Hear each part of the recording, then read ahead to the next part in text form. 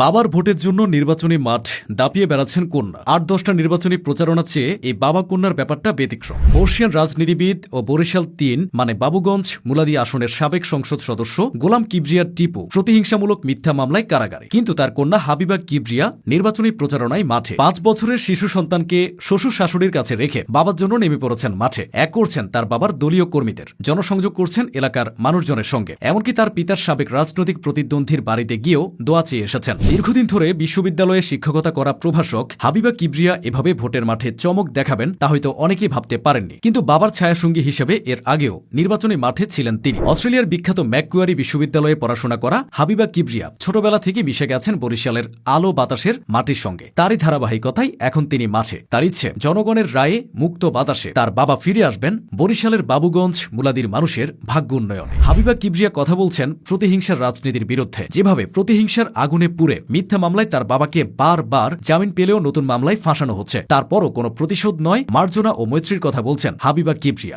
বিভেদহীন নতুন বাংলাদেশের সত্যিকারের স্বপ্ন দেখাতে পারেন হাবিবা কিবরিয়া। বলছেন বাবার মতো সৎ রাজনীতিবিদদেরই প্রয়োজন জনগণের ভাগ্য উন্নয়নের জন্য।